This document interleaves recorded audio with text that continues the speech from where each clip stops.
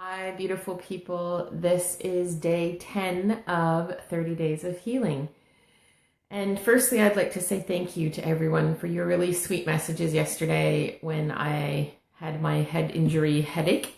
It was a very minor injury, but yeah, it didn't know that. So I had a bit of a few hours of a headache, but I am better now. So thank you very much for your sweet words. Secondly, this full moon, wow. It's not a fun one. I know that you may know, and some of you might know even astrology better than me. I'm an energy person. I feel energy, I sense energy, I see energy. But when it comes to astrology, it's not my area of expertise. But what I can tell you is that no matter which moon is in house of which planet and all the rest of it, that full moons do make us more emotional than normal. And apparently, from what I've read, this particular full moon has something to do with Pluto and I think even Neptune or something. And it is causing emotionality in relationships, and it's causing us to be quite volatile. So the little things that might not bother us normally become these massive things. And I can definitely attest to this. I actually read that little update about the current astrology of the moons just after having a situation with my beautiful son that you saw in my last video. Managed to push some buttons of mine that were incredibly raw and were some major trigger points for me.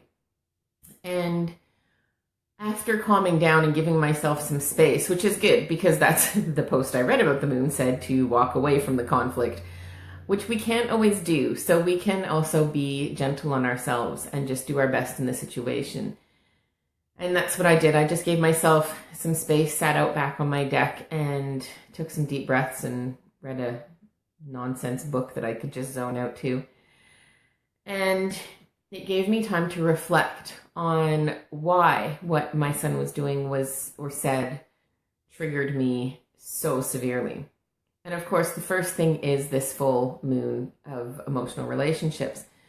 But the second thing is those particular triggers that he pressed are ones, of course, that have been coming up for me for the last week or so.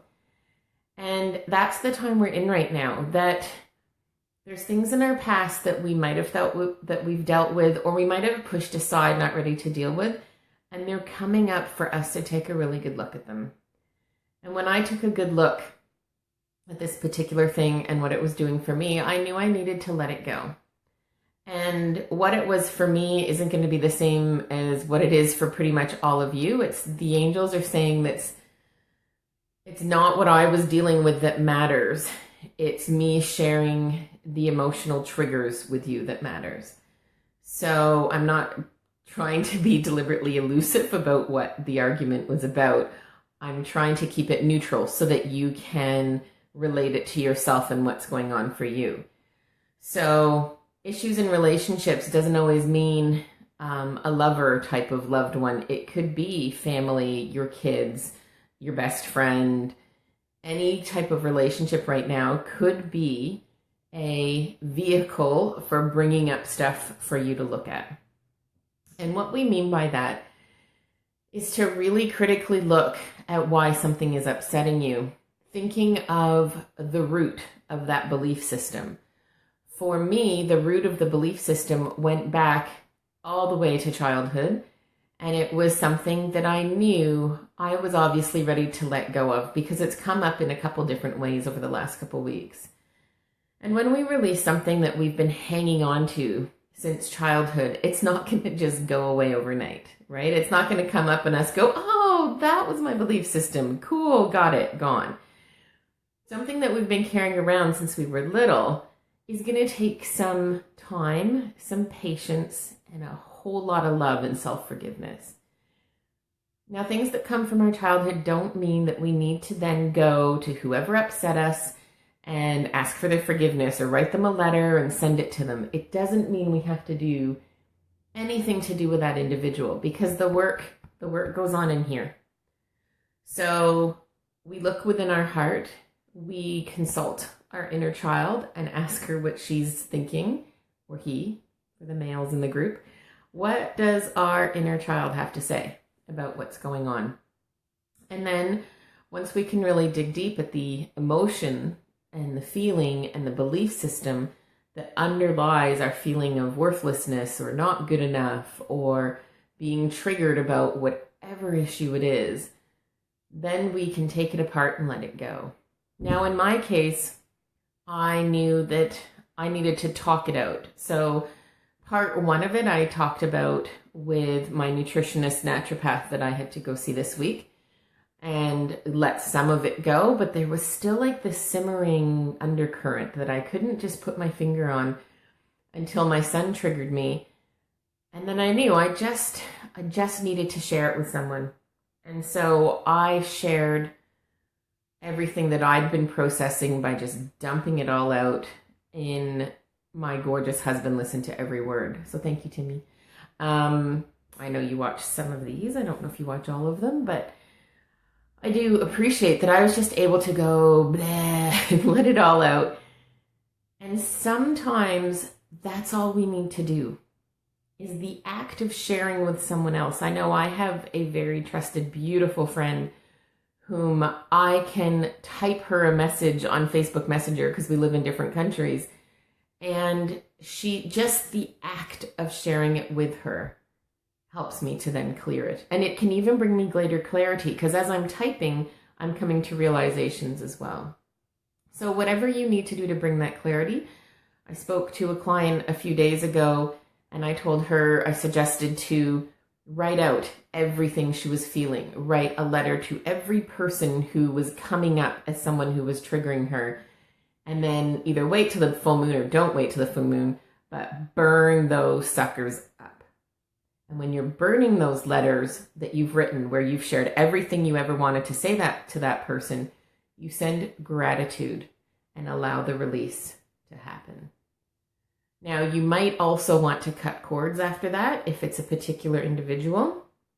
And I know that's something I'm going to be doing too after this recording, is to go and cut cords with the individuals that were causing my stuff. If you're not sure about cutting cords, give me a shout in the comments below and I can send you a link. But no, I can't. No, the angels want me to tell you how to do it.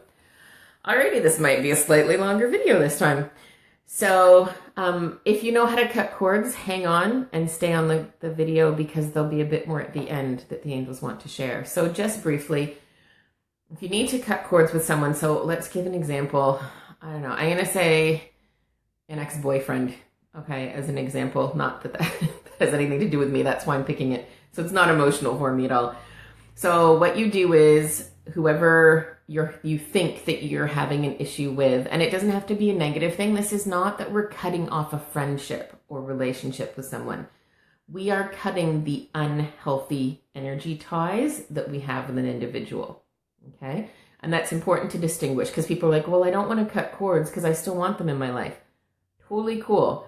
We're cutting cords so that the unhealthy attachment can be gone. So if you want to do it with your eyes closed, you can close your eyes, picture the individual standing in front of you, and then in your mind's eye go, where do I see attachments to this person? Now, if it was a romantic relationship, you might see the cords going from like your sacral chakra below your belly button to their sacral chakra.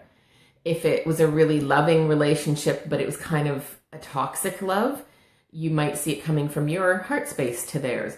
Whatever the connection was, it doesn't matter where you see the cords, and you don't have to overanalyze that. That's the best thing about cord cutting.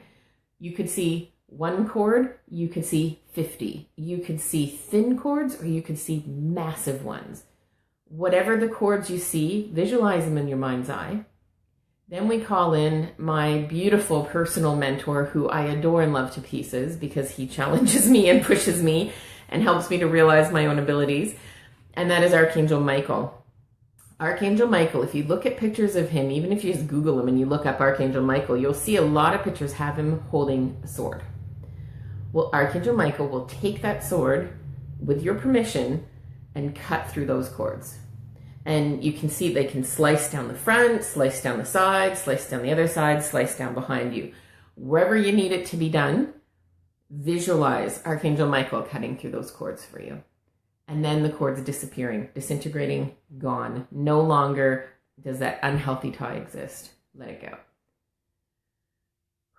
And then take a deep breath. So Archangel Michael, he rocks for that.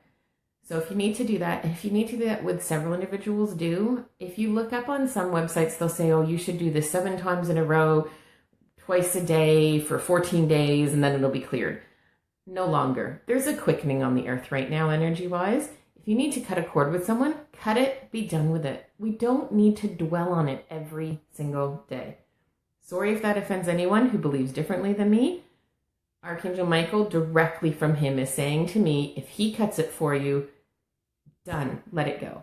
That's not to say that other cords with that individual may not come up later down the track, but cut them, be done with them, move on. Write the letter if you need to, burn that shit, move on, okay?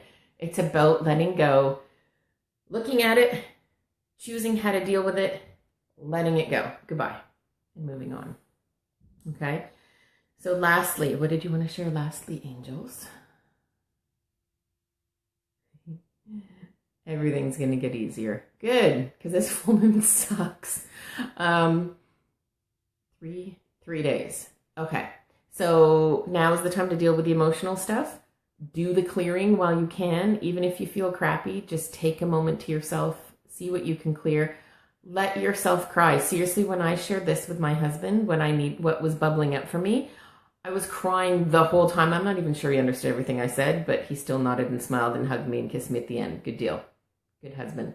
Cry through it if you need to cry through it, because tears are very, very energetically cleansing, okay? And they release toxins related to that energy. Cry your little heart out if you need to, but don't wallow in the emotion, okay? So there's a difference of taking it out, looking at it, dealing with it, throwing it away, and taking it out, looking at it some more, saying, poor me, going into victim mode, deciding to lie in your bed all day long, crying about it. The world is a horrible place and everybody's stupid. We don't need to do that, okay? Don't go there. What we need to do, look at it, deal with it, find gratitude, find something that you learned out of this situation about yourself and how you relate to other people, chuck it away. Don't need it anymore, okay? No revisiting. Revisiting not allowed. So that is it from me today. I can't believe it's day 10 already. This is crazy. We are a third of a way through our 30 days of healing. So thank you to everyone who has liked and shared this event. If you can please keep doing that, or share this particular video. You can share these to groups that you belong to as well as individuals. They're totally public. So if you think they can benefit someone, please do share. Over the next day or two, I'm going to be uploading video 6 to wherever we're up to, back to Facebook or YouTube as well. So you can find them on YouTube as well as here on my business page. So as always, thank you for being here, and thank you for your support, and thank you for being you and doing this energy work that we all need to do to support ourselves, to support our loved ones, and to support Mother Earth in moving forward to a world of love and light. Blessings to you all.